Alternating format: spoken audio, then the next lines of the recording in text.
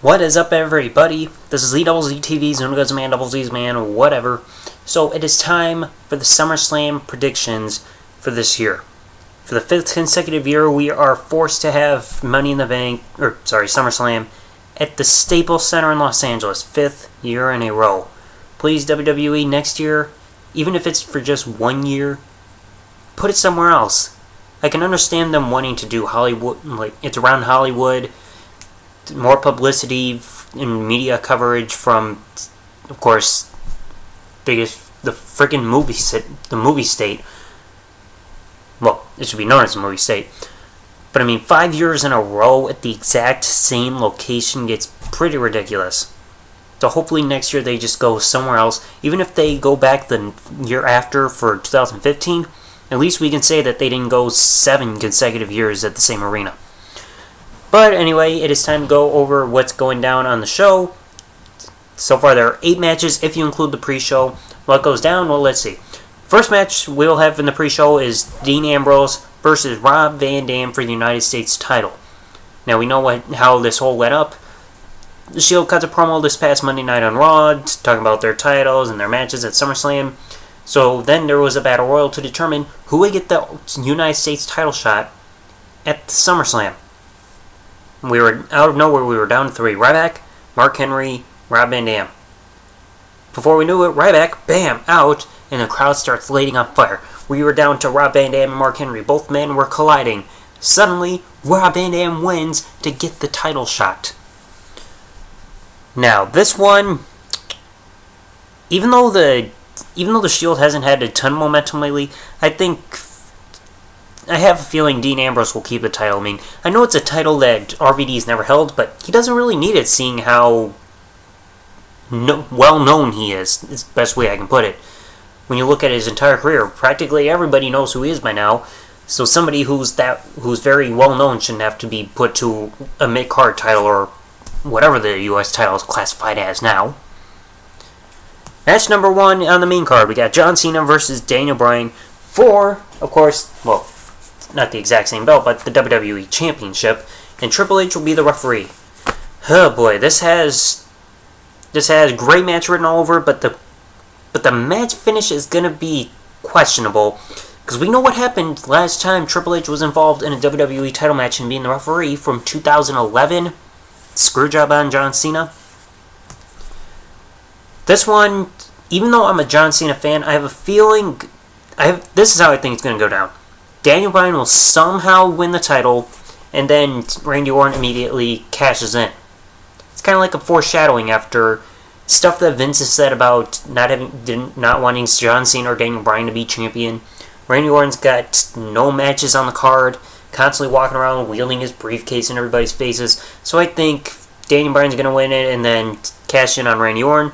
Finally finishes his heel turn that he's kind of signaled as of late, and then we might get a feud between Daniel Bryan and Randy Orton for the title, because from what I heard, John Cena is going in for surgery coming up on his elbow, so that means he'll finally be taking time off, which I know a lot of Cena haters will be like, yeah, we actually get time off of Cena, but then when he comes back, boo, he should have been gone longer.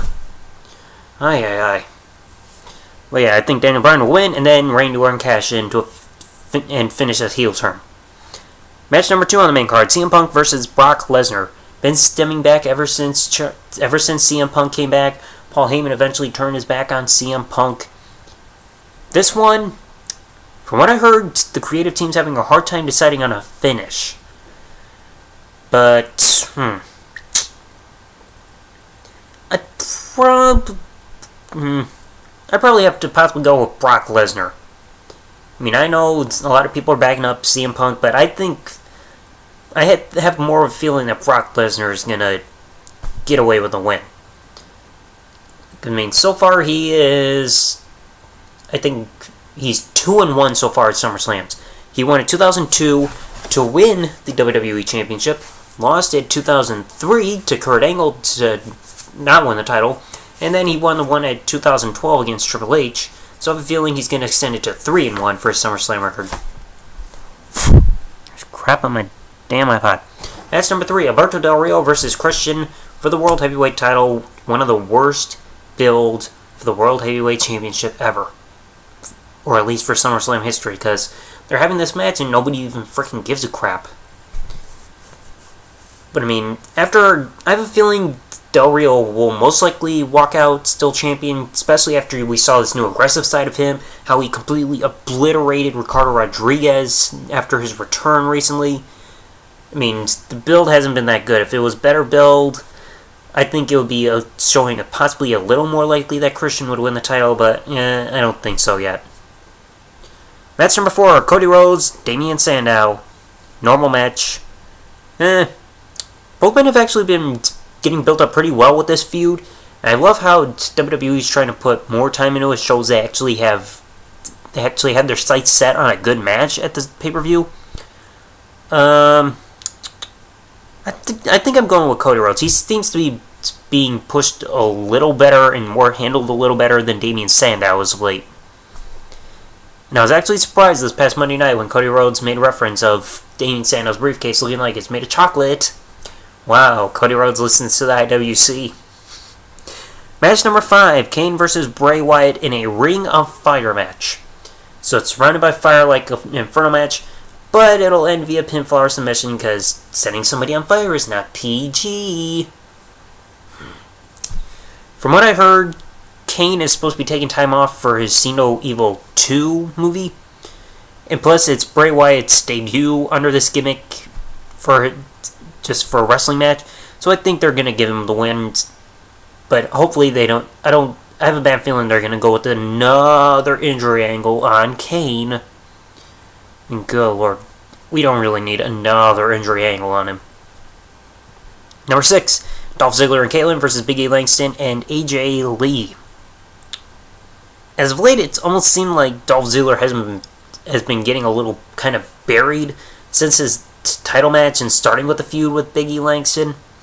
And of course, AJ and Kaitlyn have had their back and forth thing. I think somehow Big E and AJ are going to get away with the win somehow in this one. And finally, Natalya versus Brie Bella. Yes, we're getting two matches involving divas at a pay-per-view. It's a sign of the apocalypse. Must be that Illuminati thing I've been hearing about. Oh wait, I don't even know what the fuck the Illuminati is. But finally, Natalya is finally getting a match on pay-per-view, stemming from the whole thing from Total Divas. I think possibly Natalya is gonna come away with the win. She's been handled so poorly as of late. She deserves a lot better. I know she's a veteran, and WWE wants to showing the ropes to Eva Marie and JoJo. But I mean, come on, Natalya is beautiful. She's one of the best divas in the WWE right now, even though WWE's not showing it. She deserves a lot better, and I'm hoping that she beats Brie Bella at SummerSlam. So, I'm gonna type up all the matches so far on the match card. Any other matches that come, obviously, will be announced after this video is already uploaded. But I will type up what the current match card is as of late with those 8 matches, including the pre-show, down in the description. Comment down below what you predict for SummerSlam for these matches. And, well, that's pretty much it. Thanks for watching. Subscribe. See ya.